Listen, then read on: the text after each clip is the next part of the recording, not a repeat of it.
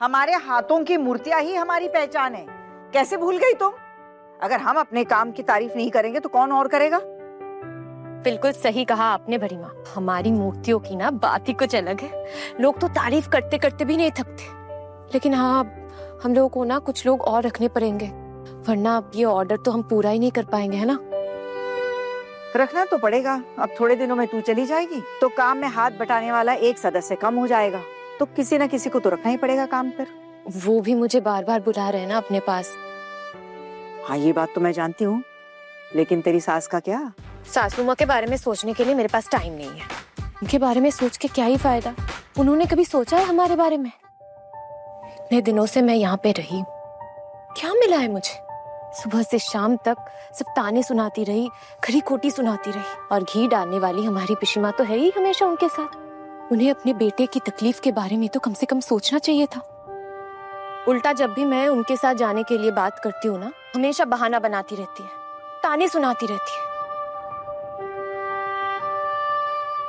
ये तो अच्छी बात नहीं है, लेकिन अब क्या करे? छोटी ऐसी थी नहीं, लेकिन क्या है ना, वो ठाकुर जी की संगत में रहकर ऐसी हो गई है। दूसरी, खाना पीना त्याग कर बैठ गई है। हाँ मामी माँ, पता है क्यों बैठ गई हैं? क्योंकि मेरे पति से मेरे रिश्ते अच्छे हो गए ना, इसीलिए जल भुन गई है वो। बिल्कुल नफरत की आग में ऐसे ऐसे उबल रही है। बिल्कुल मैं ना हमेशा सोचती रहती हूँ, इतनी सारी नफरत वो अपने दिल में कैसे पाल के रखती है। ये सारी बातों पर ध्यान मत दो। तेरा पति लौट कर आया है ना, इसी बात पे खुशी मना। छोटी बहू तो हमें लड़ना सिखा दिया, लेकिन लड़ने के बाद की शांति बाहर वाली लड़की जो आई थी, क्या नाम था उसका, पुजारिनी, वो सिखा गई। उसने हमारे घर के लड़कों को सिखाया है कि घर कोई युद्ध का मैदान नहीं होता और पत्नियां दुश्मन नहीं होती, बल्कि दोस्त होती है।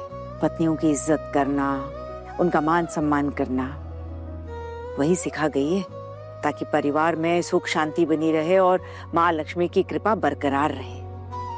सच कहूं तो एक औरत ही ना घर के सुख समृद्धि की चाबी संभाल सकती है। ये हम औरतों के लिए भी वरदान है। इसीलिए हम औरतों को भी अपने घर परिवार के लिए, अपने समाज के लिए सच्चे मन से काम करते रहना चाहिए। हमेशा दूसरों का भला करना चाहिए। बात यह है ना कि हम औरतों की जिंदगी आंधी और तूफान से भरी होती है, कि उसे संभालना सिर्फ हम औरतें ही जानती हैं। सही कह रही है मामी माँ आप। काश सब लोग ऐसा समझ पाते ना तो कितना अच्छा रहता है। वैसे मजली भाभी, मुझे ना बहुत अच्छा लग रहा है। मैं सच में बहुत खुश हूँ आपके लिए। आप खुश है ना, तो मेरे दिल को इतना सुकून मिल रहा है कि मैं बता भी नहीं सकती। मीता वो क्या कहते हैं, थंगो। लेकिन एक बात जानती है, मैं ना मामी माँ मिली जीजी के लिए बहुत दुखी हूँ। अब आप देखिए ना, उन्होंने क्या कुछ नहीं सहा, ऐसी जगह शादी हो गई, उन्हें एक दिन भी सुकून नहीं मिला ना, और उन्हें अपना ससुराल छोड़ के यहाँ आना पड़ा। चलो ये अच्छी बात है कि वो हमारे साथ यहाँ रहती हैं, तो अच्छा ही हो गया है। लेकिन मैं क्या कह रही थी मामी माँ, ये जिंदगी क्या काफी हुई? क्या इतना काफी है? आपको नहीं लगता कि हम सबको उनके लिए कुछ करना चाहिए? क्या आप उनकी दूसरी शादी के बारे में नहीं सोचती हैं? सच कहूं ना तो कुछ दिनों से इस बारे में मैं भी सोच ही रही थी, लेकिन क्या है ना, अभी भी वो अपने पति के गुजरने के सदमे में ही है, उभरी नहीं है उससे। तो मैं सोच रही थी कुछ दिनों बाद ही उससे बात कर लेती। इस मामले में ना तुम सबको ही उसे समझाना पड़ेगा। अब मेरी उम्र हो गई है, मैं विधवा हो गई हूँ, मेरी जिंदगी तो ऐसे ही निकल गई, लेकिन अभी वो बहुत छोटी है। वो तो यही कहती रहती है कि बस किसी तरह काम करते करते उसकी जिंदगी गुजर जाए, लेकिन ऐसे तो नहीं हो सकता ना, पूरी जिंदगी पड़ी। छोड़ो ये सब, ये बताओ कि वो प्रदर्शनी की तारीख कब है? अरे माँ, सामने ही तो है, बस 2 दिन का वक्त बाकी है। और सबको पता है ना, 500 मूर्तियों का ऑर्डर है। हमारे पास 350 मूर्तियां तैयार हैं, 150 मूर्तियां अभी भी कम है, और मूर्तियों को सुखाने में भी कितना वक्त लगता है। मौसम देखा है, बादल घिरे हुए हैं। मुझे तो समझ में नहीं आ रहा कैसे होगा इतना सब। अरे क्या समझ नहीं आ रहा है? तुम लोगों को नया तरीका सिखाया तो है मैंने, मूर्तियां सुखाने का। जल्दी से सीख के कर लो, और क्या है। अरे अब तो रात दिन जाग कर काम करना पड़ेगा। अब तो घर वालों को भी कोई शिकायत नहीं है, अब कमाने जो लगे हैं। अच्छा मैं क्या सोच रही थी, अगर हम अपने घर में एक रसोइया रख ले तो? हमारे घर में बावर्ची आएगा। अरे बाप रे। अरे हाँ, क्यों नहीं।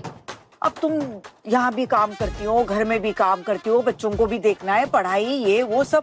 अरे कितना काम करोगी। अगर तुम थक गई, बीमार पड़ गई तो कौन इतना बोझ उठाएगा। मानती हो पहले थोड़ी सी कंजूसी करती थी मैं, रुपया रुपया जोड़ने के चक्कर में रहती थी, लेकिन तुम ही लोगों के लिए, अपने लिए नहीं। तो अब कमा रहे हैं तो क्यों ना थोड़ा सा अपने पे खर्चा किया जाए। मैं क्या सोच रही थी, कोई छोटू मामा के यहाँ जो लड़की काम करती है उसी को बोल देंगे हमारे यहाँ खाना बनाने के लिए। खाना तो अच्छा बनाती है बड़ी। ये ठीक रहेगा। अच्छा माँ, आपको पता है छोटू मामा बहुत खुश है। अरे अपने पोल्टू देवर जी का बदलता हुआ बर्ताव देखकर।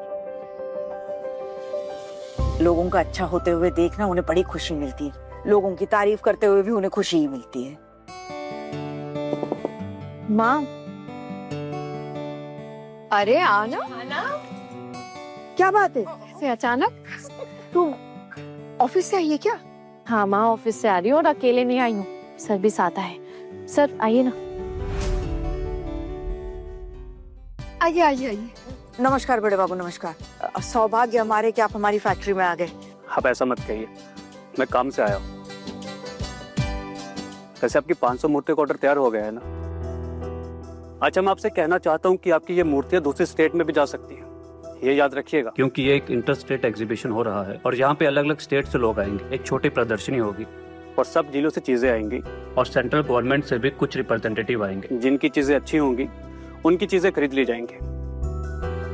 इसलिए मैंने आपको 500 मूर्तियों का स्टॉक रखने बोला था। तो यहाँ जब एग्जीबिशन होगा तो किसी एक कमरे को अच्छे से सजाकर और उसी कमरे में बनाई हुई अलग अलग जिलों की चीजें रखी जाएंगी। एक दो सैंपल बस, बाकी सब तो स्टॉक यार्ड में रखा जाएगा। इसलिए आपको मूर्तियों को भी अच्छे से पैक करके लेके जाना पड़ेगा। हमारी ऐसी किस्मत का, हमारी ये मूर्तियां देखकर कौन पसंद करेगा उन्हें। अरे आप जानती भी नहीं कि आप लोगों की मूर्तियों की कितनी अहमियत है। इस पे हमारी संस्कृति की झलक है। और आप बिलीव नहीं करेंगे कि आपकी जितनी भी मूर्तियां हैं, मैंने जितनी भी सीनियर्स को दी है ना, वो सब आपकी तारीफ करते हुए नहीं थक रहे। सर एक बात पूछूं आपसे? पूछिए। सर वो आपके ऑफिस में आना की वजह से बेवजह की परेशानियां हो गई थी। अब आपके ऑफिस के लोगों को ऐसा तो नहीं लगता है ना कि आना अपने सगे संबंधियों का भला कर रही है, उनके लिए सोचती है? वो अभी भी ऐसा सोचते हैं तो हमें बहुत बुरा लगेगा। ये बात बिल्कुल भी बर्दाश्त नहीं कर पाएंगे। अरे नहीं, अब तो ये कब से बंद हो गया है और अब तो सबके मुंह पे ताले लटक गए, क्योंकि आप लोगों का काम ही इतना अच्छा है। और वैसे भी आहना की ईमानदारी पर तो कोई उंगली भी नहीं उठा सकता। और वैसे अगर आहना जी आपके काम के बारे में हमें इन्फॉर्म नहीं करती ना, तो फिर भी हम आपसे कांटेक्ट कर लेते हैं, क्योंकि आपके काम की क्वालिटी ही इतनी अच्छी है। ये तो बहुत अच्छी बात है सर कि आपकी मदद का हम सब मान रख पाए। सबसे ज्यादा मान तो आहना जी ने दिया है और मान कमाया भी है। आप लोगों की काम की वजह से पूरे डिपार्टमेंट में इनके ही चर्चे हैं। क्या बोलती हो आहना? सही कहा ना मैंने? बस मुझे ना दुख एक ही बात का है कि आप सब ने मूर्तियां बनाना सीख लिया और बस मैं ही नहीं सीख पाई। अन्ना तू कैसी बातें कर रही है? तू तो बना लेती है मूर्तियां, सीख भी तो लिया था तूने। हाँ बना लेती हूँ दीदी, लेकिन आप लोगों की तरह इतनी जल्दी जल्दी थोड़े ना बना पाती हूँ। अरे वो तो हर रोज करते करते हमें आदत सी पड़ गई है। किस मूर्ति को कितना सुखाना है, कितनी देर आग के पास रखना है, ये ना हम लोग धीरे धीरे समझ गए। तू भी 1-2 दिन प्रैक्टिस कर ले आना, फिर ना दोबारा तुझे भी आ जाएगा कैसे बनाना है। मुझे तो सबसे ज्यादा खुशी इस बात की हो रही है कि एग्जीबिशन हो रहा है, बड़े बड़े लोग आएंगे, डेलीगेट्स आएंगे, वो आप सबकी बनाई हुई मूर्तियां देखेंगे। और आपको पता है माँ, अगर उनको आपकी बनाई हुई मूर्तियां पसंद आ गई ना, तो माँ आप लोगों को ग्रांट मिल सकता है। और अगर ग्रांट मिल गया ना, तो आप लोगों को बहुत बड़ी रकम मिलेगी। हम लोग इतनी बड़ी बड़ी उम्मीदें नहीं लगाते हैं। बस वहां पर 4 लोग हमारी मूर्तियां देख लें, थोड़ी बहुत तारीफ कर दें और थोड़ा बहुत खरीद लें, बस इतना ही काफी है हमारे लिए। आपको हमेशा अपना गोल बड़ा रखना चाहिए। आप कर पाएंगे या नहीं वो बात की बात है, लेकिन अगर आप सोचे ना तो वो बहुत तकलीफ है। देखिए, अपनी सोच को हमेशा ऊंचा और मजबूत रखना चाहिए। सर जिस जगह से हम लोग आते हैं ना, वहाँ इतना बड़ा बड़ा सोचना ही अपने आप में बहुत बड़ी बात है। पहले तो घर से बाहर निकलना बहुत बड़ी बात होती थी, लेकिन देखिए ना, हम घर के बाहर आकर काम भी कर रहे हैं। मुझे ही नहीं बल्कि मामी माँ को भी कभी यकीन नहीं था, ये तो सपने से भी बड़ा है हमारे लिए कि हम लोग बाहर जाकर काम भी करते हैं। लेकिन एक बात कहूँ, अब आपसे क्या छुपाना, आप तो घर के वो क्या कहते हैं वो मेंबर जैसे हैं। अब आप पता है हमारे घर में ना कोई भी खुश नहीं होता हमारे इस काम से। मामी माँ को तो अभी भी कितनी खरी खोटी सुननी पड़ती है हमारी वजह से। किसी को हमारा ये काम ना पसंद नहीं आता, ऐसा लगता है हम कोई काम नहीं कर रहे, कोई पाप कर रहे हैं। बताओ, एक बार आपको अवार्ड मिल जाए, फिर देखना कि आपके घर वाले आपको कंधे पे उठा के नाचेंगे। अच्छा माँ, एग्जीबिशन के दिन ना आप छोटू मामा को अपने साथ लेकर जाइएगा। आप देखना, उन्हें तो उन्हें और हमें भी बहुत अच्छा लगेगा।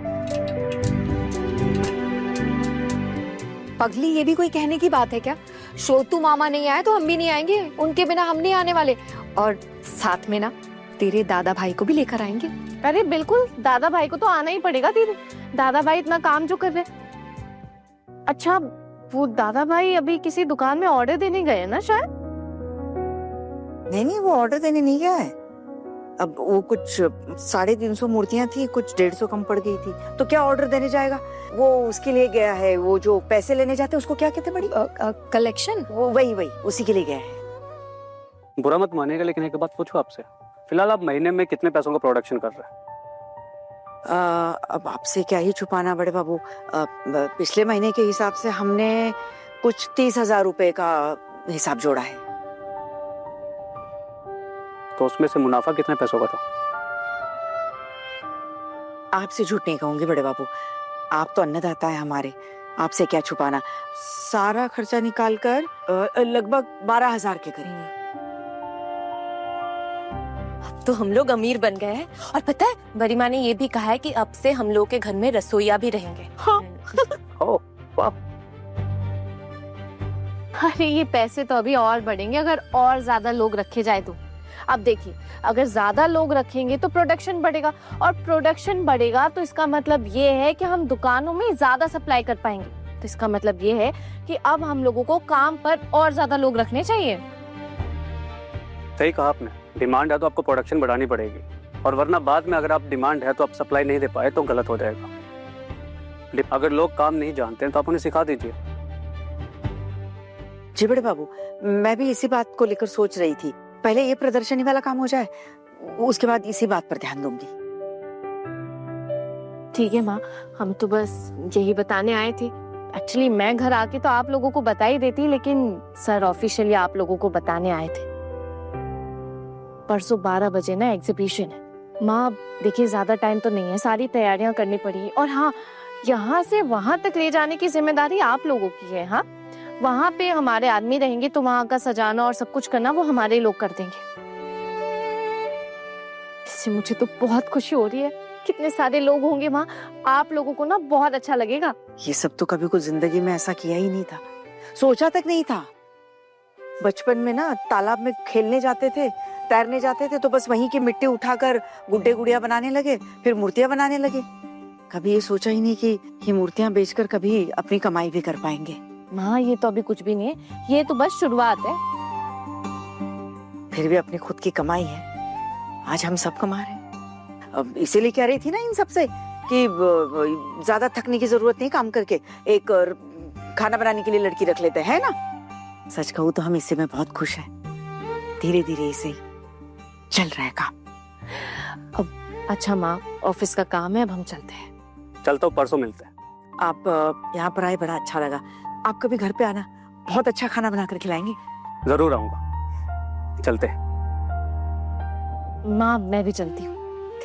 सुनना, जल्दी लौटेगी ना? दीदी आज तो जल्दी नहीं हो पाएगा, एक्चुअली परसों एग्जीबिशन है, काम का ना बहुत प्रेशर है। अरे फिर भी आना, एक बार आने की कोशिश करना।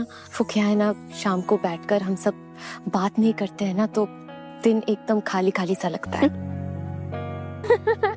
ठीक है दीदी, जल्दी जल्दी आने की कोशिश करूंगी, पक्का। अभी चलती हूँ, ठीक है? Bye bye bye.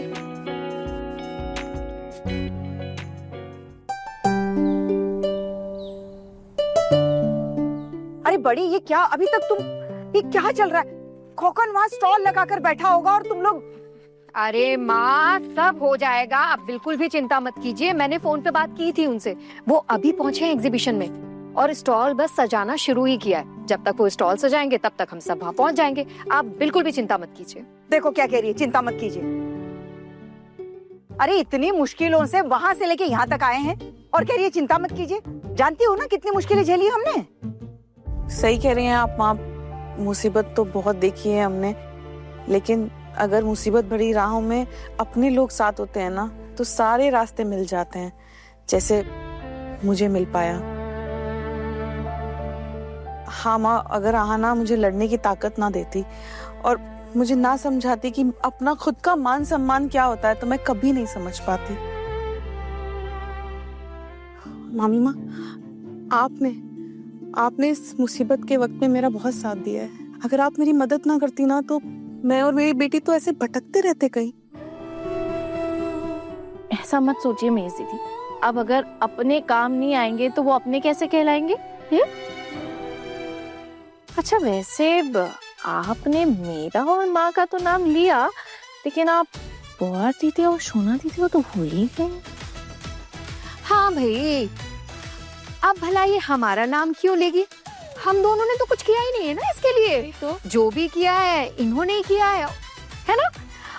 और अब तो भाई अपने पति के साथ भी हो गई है, पति का प्यार भी मिल रहा है, तो हम दोनों तो ठीक है। बिल्कुल सही कहा आपने बॉट दीदी। अरे अरे अरे, क्या सही, क्या कुछ सही नहीं है, सब गलत है। तुम दोनों तो वैसे भी मेरी बहन हो, है ना? अरे खून का रिश्ता नहीं हुआ तो क्या हुआ? वैसे भी आहाना ने तो सिखाया है कि खून का रिश्ता होना जरूरी बात है ही नहीं। ऐसी अच्छी बात बन जाती है। तुम दोनों अब से मेरी बहन हो, ठीक है? अच्छा, पहले से ही हमारी बहन। हाँ हाँ, सबको सिखाया ही है इसने। हाँ, घर तोड़ना सिखाया है, रीति रिवाजों की धज्जियां उड़ाना सिखाया है, एक माँ को अपने बेटे से दूर कैसे किया जाता है ये सब कुछ सिखाया है। लेकिन इसने घर गृहस्थी कैसे संभाली जाती है, बड़ों की इज्जत कैसे की जाती है, ये नहीं सिखाया। हम सोच ही रहे थे कि हम लोग हंसी मजाक कर रहे हैं और आप कैसे नहीं आई। बहुत सही समय पर आई हैं ठाकुर जी। जब तक आपकी ये दो चार जली कटी बातें ना सुन लो ना, मेरा तो दिन ही पूरा नहीं होता, खाना भी हजम नहीं होता। वैसे आप चिंता मत कीजिए, आपकी इन बातों को ना मैंने अपने जीवन का काला टीका मान लिया है। एक बार लगा लूं ना तो बाहर वालों की नजर ही नहीं लगती।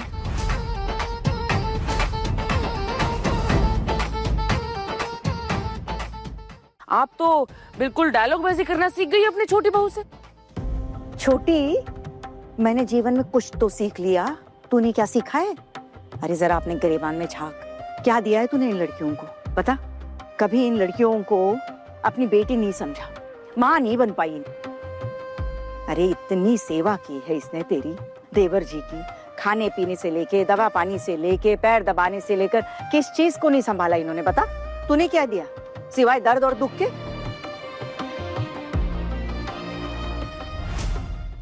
और फिर तू ही कहती है ना कि ये पराई लड़कियां हैं।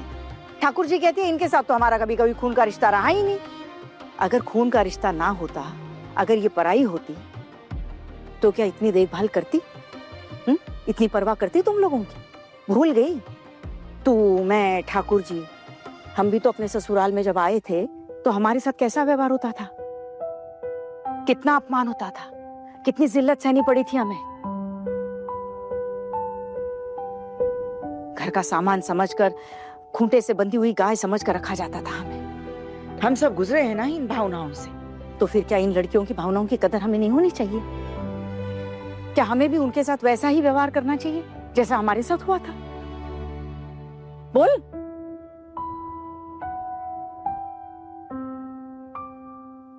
अरे हमारे भावनाओं की कदर करने वाले लोगों की कदर हमें नहीं करनी चाहिए? सिर्फ आपने ही कदर करना सीखा है ना भाभी? हम तो नकारे हैं ना? क्यों छोटी भाभी, सही कहा ना मैंने? अगर इन लोगों ने हमारी भावनाओं की कदर की होती ना तो यो सुबह सुबह झुंड बढ़ाकर नहीं निकल जाती।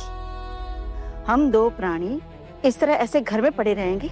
भाभी पता है ना, छोटे दादा भी घर पर नहीं है। मीता और पारो हमारे लिए रुक नहीं सकती है। मतलब मुझे क्यों रहना चाहिए घर में? इतनी मेहनत के बाद में वो दिन आया, वो क्या आना, वो एग्जीबिशन के लिए जा रहे हैं हम लोग, तो मेरा जाना तो बनता ही है ना। वैसे भी दोपहर का खाना हम सबने अच्छे से बना के रख दिया है, आपको और छोटी मामी जी को ना कोई तकलीफ नहीं होगी। तो मतलब हम अपने हाथों से खाना परोस कर खाएंगे। पहले तलाक हो गया था, बात अलग थी। अब मेरे बेटे से तेरा रिश्ता जुड़ गया है ना, तो मेरा ख्याल रखना तेरा फर्ज है। माँ, मैंने आपका ख्याल ना रखने की बात कब कही? मैंने कभी मना नहीं किया और मैं रखूंगी। और रही बात मेरे जाने ना जाने की, आप हमेशा बातों का गलत मतलब ही क्यों निकालती हैं? आप उनमें से अच्छाई भी तो ढूंढिए, किसी बात में कभी तो कोई अच्छाई ढूंढिए ना माँ। अब तू मुझसे जुबान लड़ाएगी? मेरी दीदी आपसे जबान नहीं लड़ा रही है, काश आप उनकी बात समझ पाती। ये समाज ना पिशीमा, हम लड़कियों को, हम महिलाओं को ना बहुत कमजोर समझता है, हमें दायरे में बांध कर रखना चाहता है। ये समाज ना कभी भी नहीं चाहता कि हम औरतें समाज के साथ ना कंधे से कंधा मिलाकर चलें। हम सब कुछ जानती हैं, फिर भी जताती नहीं है। हम घर संभालना भी जानते हैं और घर चलाना भी जानते हैं। हम देखिएगा पिशीमा, एक दिन ना जरूर ऐसा आएगा जब आपको खुद अपनी बहू की कमाई पर ना बहुत गर्व होगा, और तब आप इनकी तारीफों के पुल बांधेंगे। इस बात की मैं गारंटी देती हूँ। देख, तुझे जिस बात की भी गारंटी लेनी है ना, दुनिया भर में घूम कर भटक कर लेती रहना, लेकिन इस बात की गारंटी मैं देती हूँ कि मैं अपनी बहू को इस घर से बाहर कदम नहीं रखने दूंगी।